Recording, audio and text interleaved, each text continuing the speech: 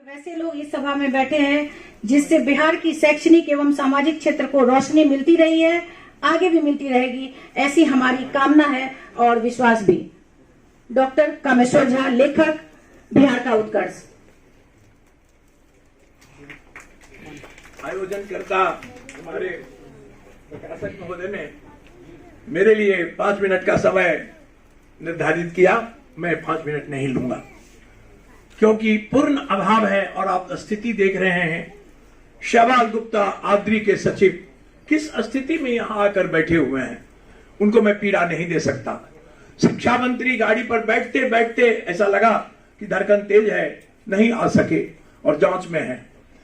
उस स्थिति में हमारे मुख्य अतिथि आए हैं और हमारे आज के अध्यक्ष अंजनी बाबू यहां उपस्थित हैं और सबकी व्यवस्था। Doctor S K. सिंह किस तरह आए हैं दरभंगा से, ये कांवरियों के बीच कैसे कैसे रास्ता को सर्पेंटाइन रूप में तय करते हुए आए हैं, मैं उनका भी आभारी हूं। नवल बाबू का तो हुई। आई.सी. कुमार हम लोगों के सतत प्रेरणा के स्रोत हैं और अगर यूनिवर्सिटी एजुकेशन में कुछ ऑटोनॉमी बची हुई है तो 2 वर्ष पहले लेने की कोशिश थी राजभवन के मेल से कुछ लोगों की, उसे आई.सी. कुमार के कारण नहीं छीना जा सका, ये मुझे याद है।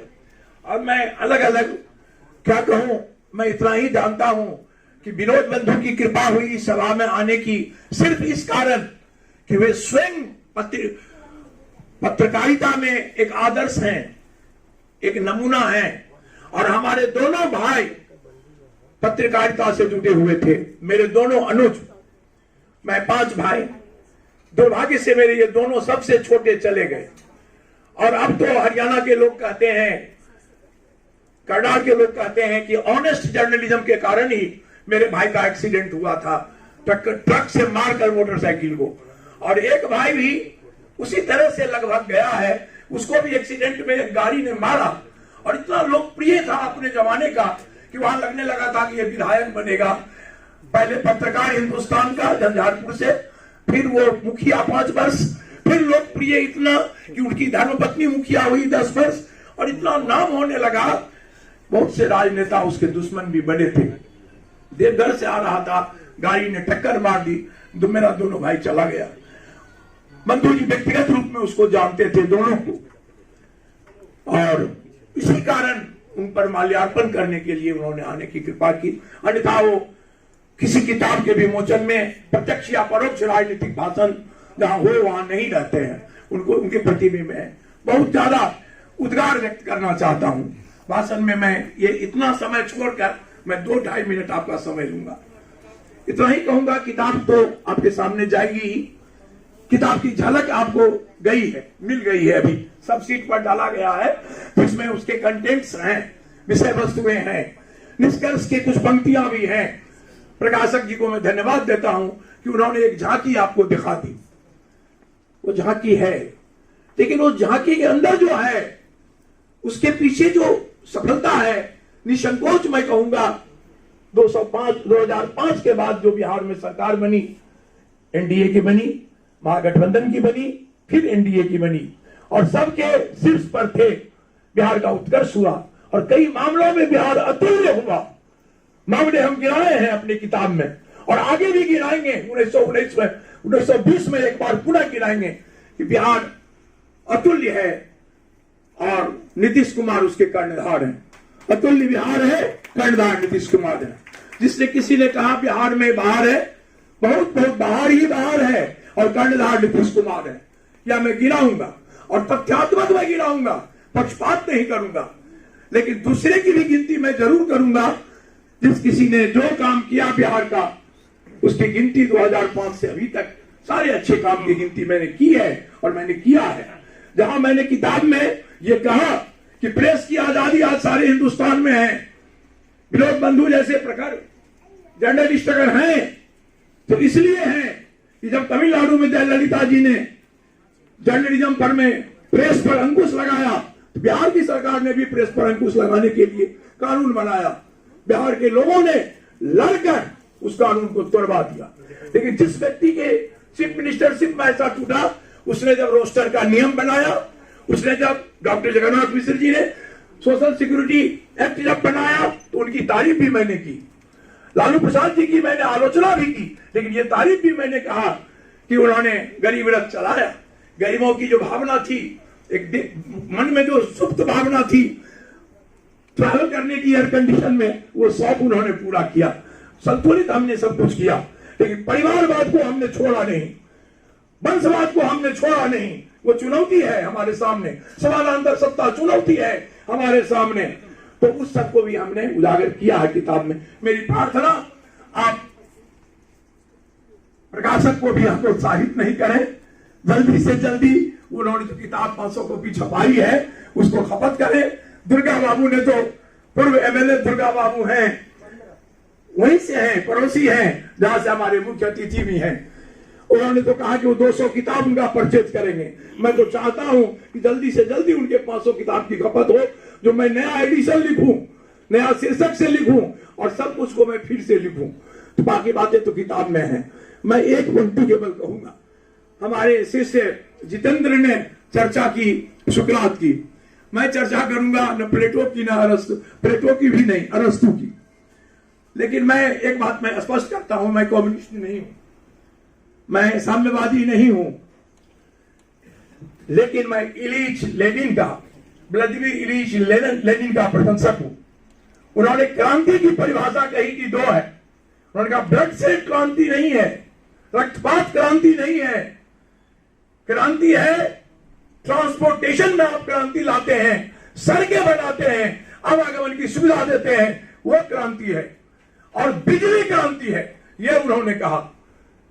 बिहार को आप जरा देख लीजिए, उन्होंने कहा revolution minus electricity and road zero means zero. बिजली को और सड़क को हटाइए तो क्रांति जीरो होती है। लेनिन के किताब को पढ़िए, बिहार में इस तरह क्रांति हुई है। नीतीश कुमार उस क्रांति के प्रतीक हैं। यह किताब उसको एक्नॉलेज करता है, उनके प्रति कृतज्ञता ज्ञापित करता है इस बात के लिए। क्रांति की एक दूसरी परिभाषा अरस्तु ने भी दी। अरस्तु ने कहा कि शरीर व्यवस्थाओं का प्रतिस्थापन करना, नई व्यवस्था खड़ा करना, यह क्रांति है। और जहां व्यवस्थाएं ढीली हैं उनको स्क्रू करना, कड़ी करना, व्यवस्थाओं में सुधार करना, इनोवेशन करना, नव परिवर्तन करना, उत्क्रांति, उसको नवोन्मेष भी क्रांति है।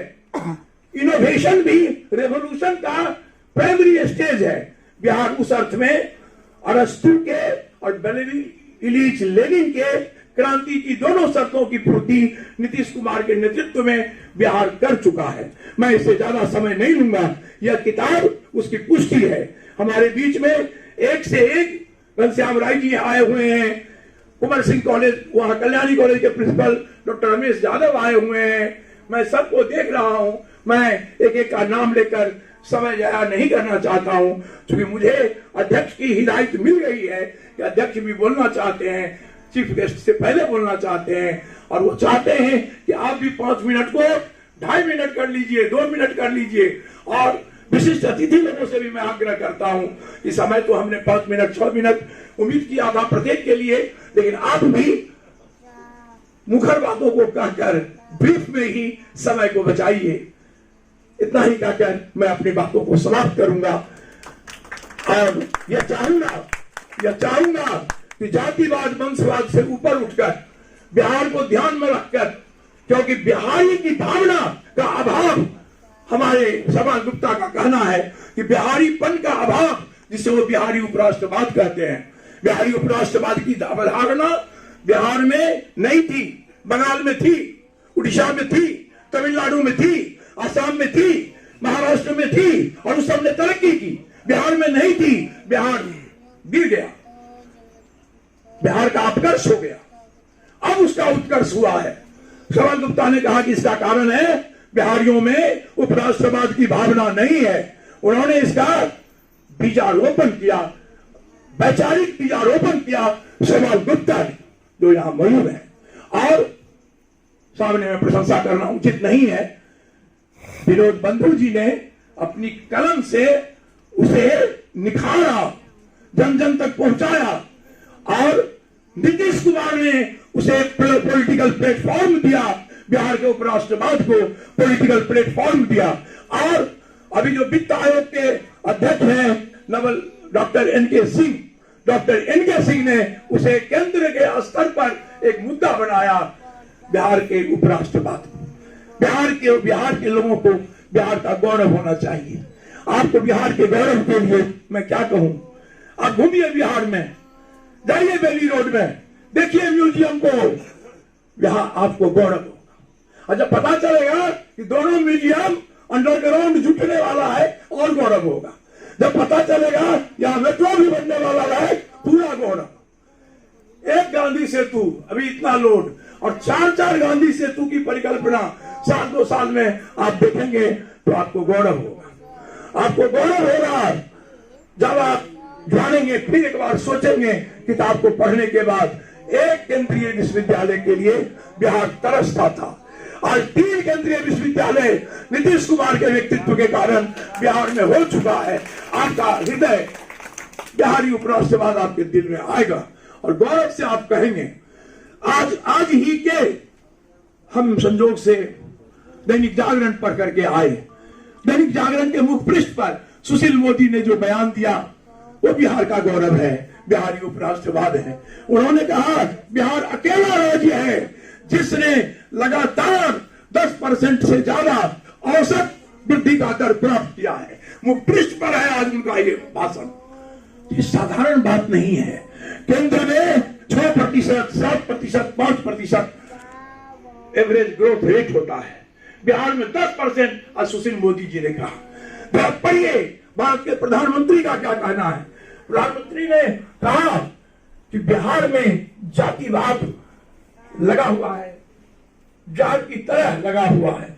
जातिवाद से मुक्त होकर विकास को प्रमुखता देकर नीतीश कुमार ने बिहार की बड़ी सेवा की है।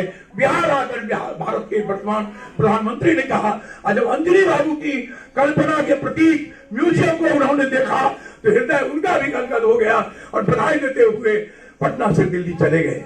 अब हमें गौरव नहीं करने का और क्या कारण है? आप गौरव कीजिए, पहचानिए, उस शख्सियत को पहचानिए जिनके कारणों से ये हुआ है। मैं आपको धन्यवाद देता हूं, आशा करता हूं कि आप उसे सकारात्मक रूप में लेंगे। धन्यवाद।